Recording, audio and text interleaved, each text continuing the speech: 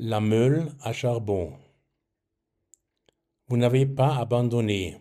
En 1735, un intendant du duc de Wurtemberg note dans son rapport: lors d'une inspection de la fabrication de potasse à Kelperteuch, j'ai rencontré des gens ayant construit en secret de véritables maisons dans la forêt.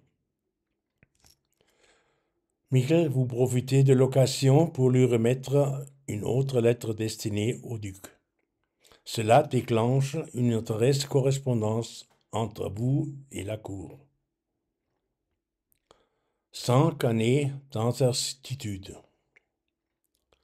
Vous continuez vivre à Kelperteuch pendant 5 ans dans une incertitude permanente.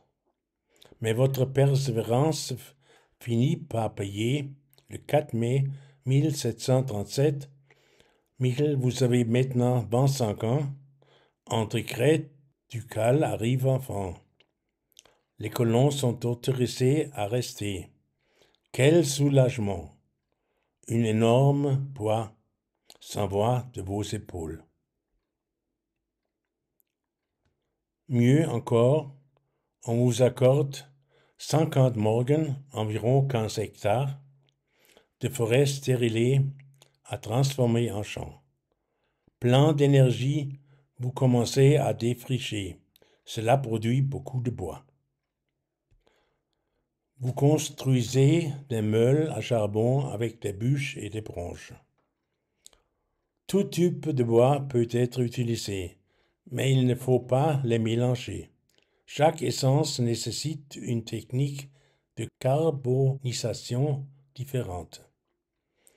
À la base de la meule, vous laissez des canaux d'air pour contrôler les carbonisations.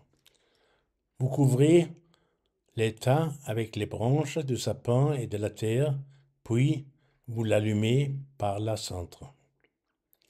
La meule doit être constamment surveillée. Le bois doit se consumer, non brûler. Vous ajustez en permanence l'apport d'air. Vous devez aussi la réalimenter en bois. Une meule de 71 mètres cubiques nécessitait environ 5 mètres cubiques de bois supplémentaires. Après 14 à 16 jours, la meule est complètement carbonisée. Les marchands du charbon la chargent sur des charrettes tirées par des chevaux et les transportent aux forges, par exemple à Friedrichsthal, près de Freudenstadt. À cette époque, le charbon de bois est le seul combustible utilisé pour produire du fer. Le charbon minéral ne sera utilisé que plus tard. D'énormes quantités de charbon sont nécessaires et produites, car c'est l'un des rares moyens pour les familles rurales de gagner de l'argent. Le feu est un don de grâce, mais seulement il reste à sa place. Friedrich Schiller.